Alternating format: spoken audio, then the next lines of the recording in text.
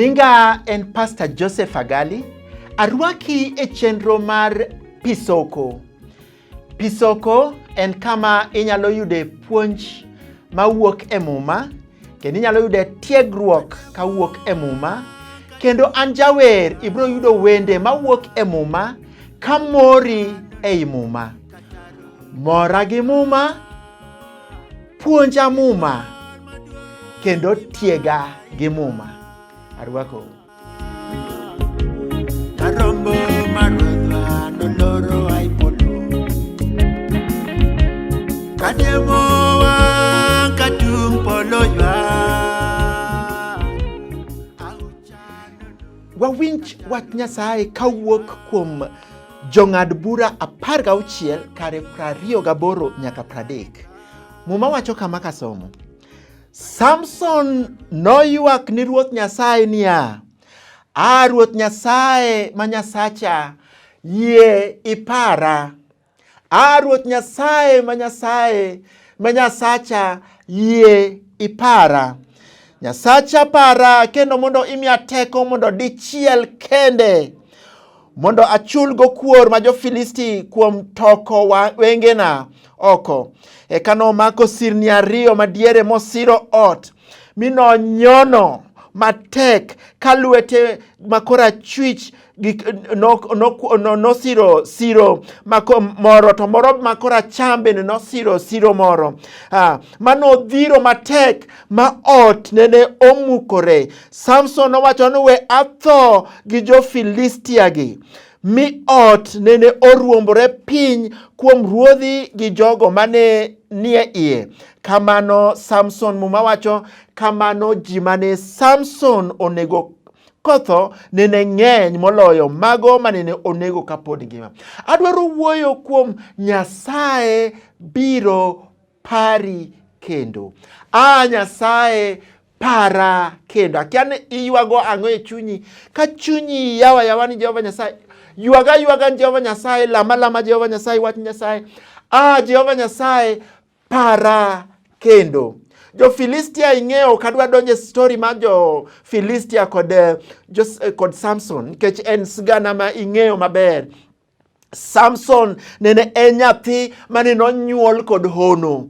Nyasaye manokelo prophecy mare ni en nyathi mibro nyuolo kod hono. Akia nonyuoli nadi, seche moko mama ni nolamo, ma kanene seche moko bet lur, mo omiye nying e gweng. Seche moko nolamo Nyasaye, Nyasaye miya nyathi ma wuoyi, miya nyathi ma nyako. Manene chieng' manonyuoli mama ni nene en kod geno ni Nyasaye bro riti momiyi nying. Nene en kod geno, nene kod inspiration, nene en kod gima nie chunye.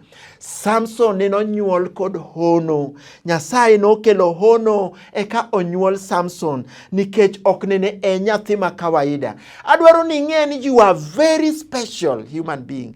I am very special human being. In ng'ano ma Nyasaye oloso maber, in ng'ano ma Nyasaye ochweyo. Awacho ni gaji pile ni kauri kata kiwuotho ing'e ni you are very special. You are a good person. You are special before God. In ng'ama Nyasaye orito, in ng'ano magina ka Nyasaye nochweyo to wacho ni mae ber. To ok ber kende, iber kendo iber ahinya. Kiking'iri bang'e ing'in anta anarach. Kata ka ji onyisi, kata ka chuori onyisi ni rach, wachnen anaber. Kata ka osiepni onyisi ni rach, wachnen anaber. Kata ka mbese ni yanyi ni irach, wachni gin an aber, nikech muma wacho, Nyasaye wacho ni iber. Samson ne nonyuol kamano, to kata obedo ni nonyuole kamano, nene en nyathi ma ok winj jonyuolne. Janyuolne ne onyise tim kama, ngima kama, ibro dak kama, ngima kama, tim kama, wini ok liel nikech in nyathi ma special. Samson nene ok ojali, ok noneno mano ka gima en gima important e ngimane. Mane oketho gigo, ok nowinj jonyuolne. Jonyuol Nyasaye miyowa, ok onyuolwa e familia mwadonge kata monyuolwa by mistake. En plan ma Nyasaye, en pango ma Nyasaye emopango kamano mondo onyuolwa kuom familia monyuolwa ego. Koro Nyasaye omiwa jonyuol be, jonyuol nyalo nyisi ni timma, ingima kama okibidake kamano. To kidak ni dwaro dak kaka idwaro kaka ji wacho ni an adwaro dak kaka an ema dwaro, ibro yudo ka ok dibedo maber ni. Samson noyudo ka ngimane rach, kendo chieng' moro no oyudo kosetweye kendo okete jo-Filistia nyiere, kendo jo-Filistia oluongo ji, kendo nene en ng'ama rego ni jo-Filistia ka en e tich matek, ng'ano mane Nyasaye oluongo, ng'ano mane Nyasaye kod teko kuome. Nyasaye nyalo weyi michak tiyo ni jachien mana kaka idwaro ni tine no. E kaka ni noweyo Samson. To bang'e Samson ne nochopo chieng' moro mo ochope ngimane mowacho, Nyasaye para. Lama Nyasaye paro joricho. Ang'eni nyalo wacho Samson ne jaricho. Yes, ne en jaricho. Nyasaye ok par ga joma ler kende. Nyasaye paro ga joricho. No paro Samson. No winjo ka Samson nolemo. Samson oywakne para. Ywaga Nyasaye. Kato bedo ni okawi ni jaricho kamano. Kato bedo ni kawri ni jaricho kamano. Ywaga Nyasaye paro ga joricho. In miwacho Nyasaye ok par joricho, chieng' mane ilamo Jehova Nyasaye mondo Jehova Nyasaye okechi, odiechieng' achiel mane niyudo warruok, kwani nene in ng'ama ber? Nene ok in ng'ama ber, nene in jaricho. To Nyasaye nowinjo lembi, Nyasaye nowinjo kwayoni, Nyasaye nowinjo lembi, mane momiyo kata in jaricho, kata ineno ni seneko, kata ineno ni seyenyo, kata ineno ni ngimani ok ber, in jamer, kwa Nyasaye wach ni Jehova Nyasaye para. Samson nene Nyasaye oparo. To ka Samson ne Nyasaye opare, nene otieko adui mage duto odiechieng' achiel. Wabed kod yie mana kaka Samson obedogo. Kaka Samson noywak ni para, wabe Nyasaye biro paro. Erokamano.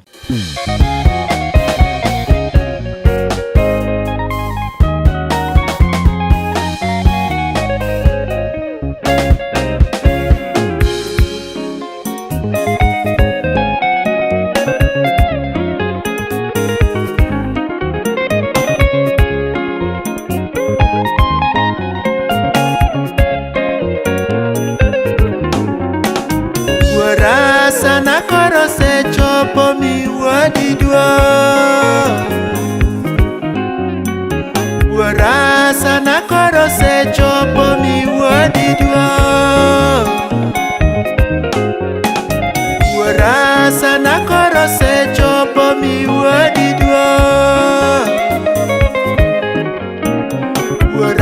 Sana koro sechopo miwuodi duong'. Yesu olamo Gethsemane,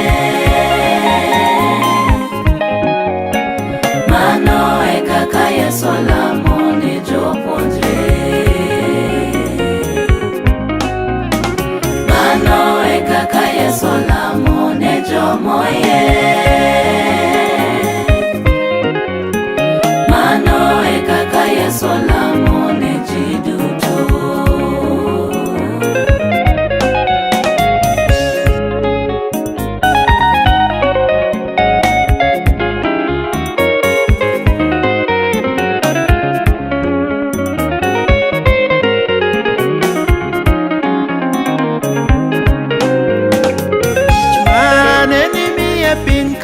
Setieko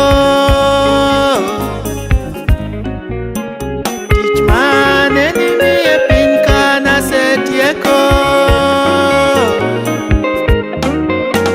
tich mane nimiye piny kana setieko, tich mane nimiye piny kana setieko.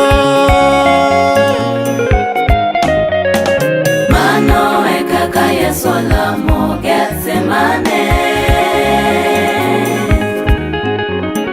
mano e kaka Yesu olamo ne jopuonjre,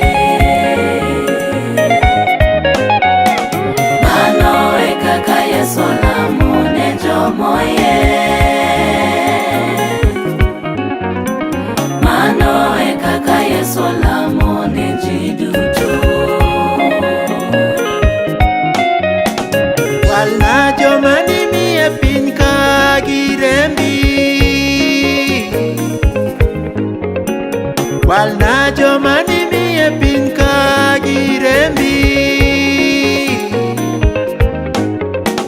walna joma nimiye piny ka girembi, walna joma nimiye piny ka girembi.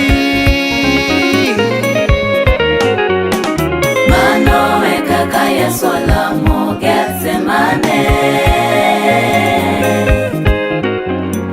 Mano e kaka Yesu olamo ne jopuonjre. Mano e kaka Yesu olamo ne jomoye. Mano e kaka Yesu olamo ne ji duto.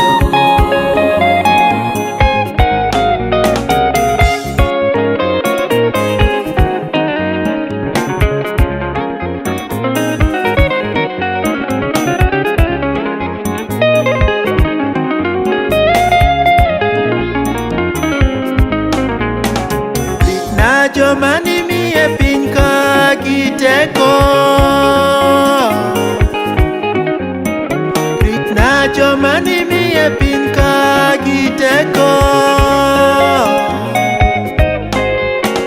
ritna joma nimiye piny ka giteko, ritna joma nimiye piny ka giteko.